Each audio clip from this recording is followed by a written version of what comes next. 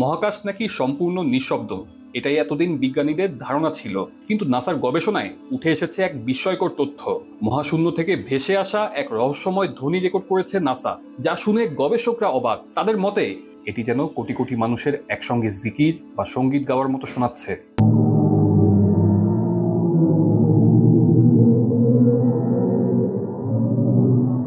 কিন্তু প্রশ্ন হচ্ছে, এই শব্দ কি শুধুই বৈজ্ঞানিক কম্পন, নাকি ফেরেশতাদের জিকিরের ধ্বনি?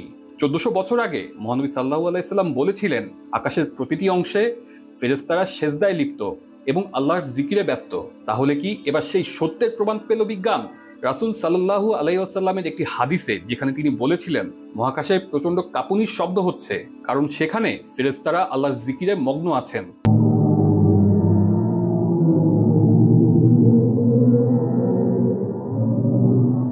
1400 বছর আগে মহানবী সাল্লাল্লাহু আলাইহি সাল্লাম এই শব্দের বর্ণনা দিয়েছিলেন, যা এখন নাসার গবেষণায় প্রমাণিত হয়েছে। আগে ধারণা করা হতো মহাকাশ যেহেতু একটি বায়ুশূন্য স্থান, তাই সেখানে শব্দ হওয়া সম্ভব না। কিন্তু মহাকাশ গবেষণা কেন্দ্র নাসার একাধিক গবেষণায় বর্তমান সময়ে এটা প্রমাণিত যে মহাকাশে শব্দ হচ্ছে। নাসা বলছে শব্দ কাঁপুনির কারণে হয়। এমনকি গবেষণার সাথে যুক্ত হওয়া এক গবেষক বলেন, এই শব্দ শুনে মনে হচ্ছিল বিলিয়ন বিলিয়ন মানুষ একসাথে কোনো সঙ্গীত গাইছে।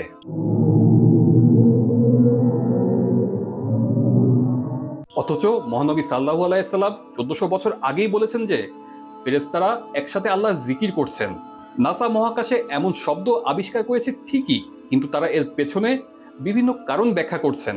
কোনো গবেষণায় বলা হচ্ছে নক্ষত্রের চুম্বক ক্ষেত্র, কোথাও আবার বলা হচ্ছে প্রাচীন মহাবিশ্বের বিস্ফোরণের শব্দ। তবে শব্দগুলো মহানবী সাল্লাল্লাহু আলাইহি সাল্লামের হাদিসের বর্ণনার সাথে পুরোপুরি মিলে যায়। আসলে এই শব্দগুলো ফেরেশতাদের জিকিরের শব্দ কিনা মহান সৃষ্টিকর্তা আল্লাহ তাআলাই ভালো জানেন।